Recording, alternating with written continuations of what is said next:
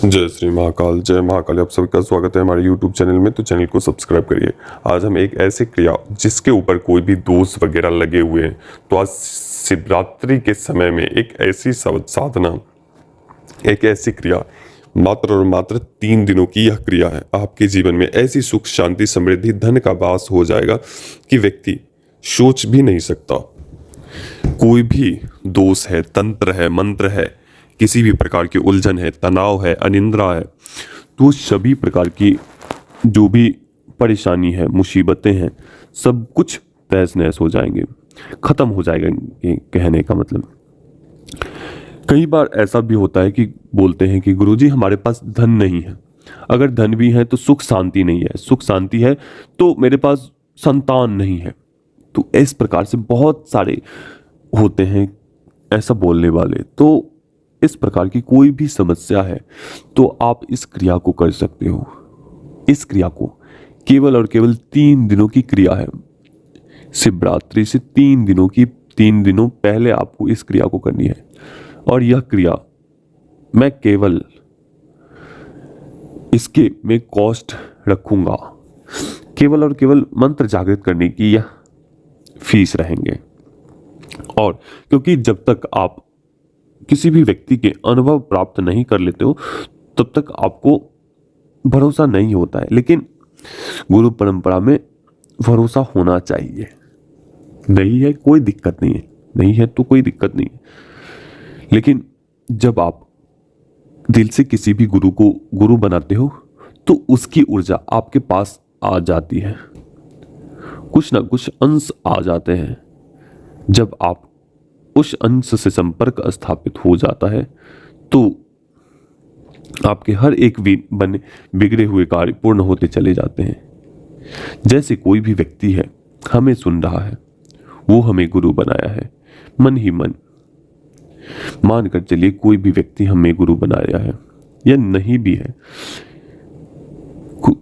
समर्थवान नहीं है हमें गुरु बनाने में। जैसा कि मैंने कोई एक छोटा सा फीस रखा है, 2100, 2500, 2000, 3000, 8000, 10,000, जो भी फीसें रखी गई है, कोई व्यक्ति समर्थवान है दे सकता है।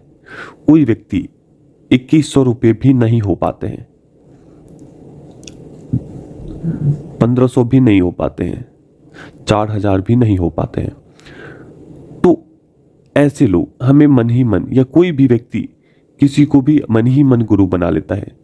तो जब वह व्यक्ति गुरु बनाता है तो उसकी ऊर्जाएं उसके पास कुछ ना कुछ अंश उनके पास चली जाती है। तब कहते हैं कि मैंने जिस दिन से फलाने गुरु की वीडियो देखना शुरू किया, मेरे लाइफ में बहुत सारे चेंजेस होने लगे, बहुत सारे चेंजेस होने लगे। क्योंकि जब आप पॉजिटिव सोचोगे तो हमारी पॉजिटिव ही ऊर्जा आपके पास जाएगी। जब आप गलत मेरे बारे में सोचोगे तो आपके पास गलत ही हमारी शक्तियां जाएगी। तो ऐसा होता है।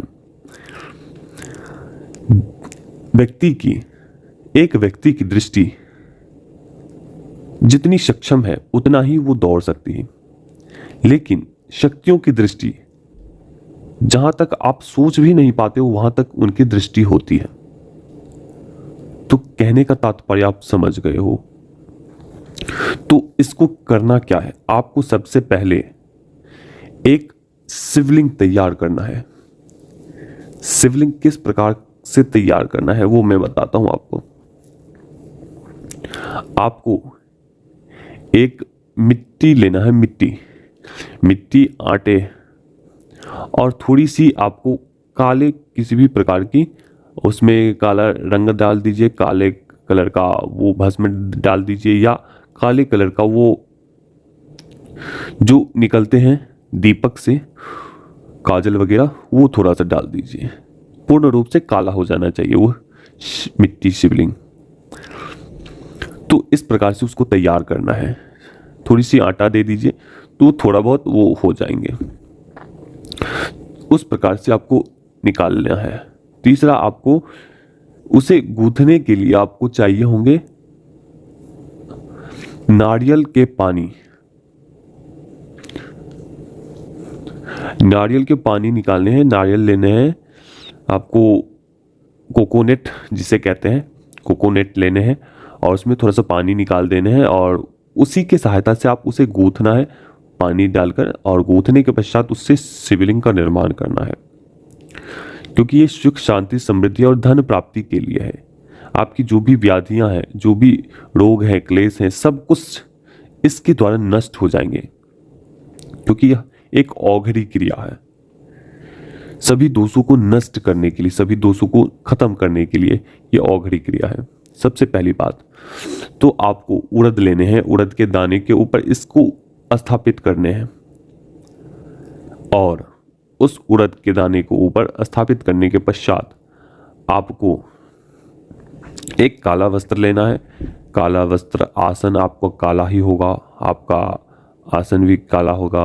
आपका एक वस्त्र लेने हैं जिस पर आप उस शिवलिंग को स्थापित करेंगे। उसके ऊपर ढेरी लगानी है उड़द की, उसके ऊपर स्थापित करना है। उसके पश्चात आपको 4 नींबू लेनी है, 4 नींबू आपको लेनी है। लेने के बाद आपको उस काले कपड़े के चारों तरफ एक एक आपको नींबू रखने हैं, नींबू रखने हैं और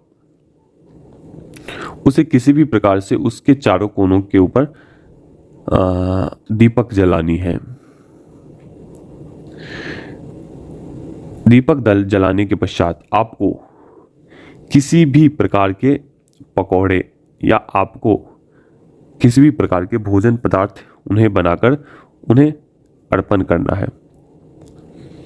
थोड़ी सी आपको मीठा जल बनाना है जिसमें कि आपको गुड़, शहद और चीनी होना चाहिए और उस स्थान पर रख देना है। रखने के पश्चात आपको करना क्या है, आपको मंत्र पढ़ने हैं 1100 माला, 11 माला आपको मंत्र पढ़ने हैं।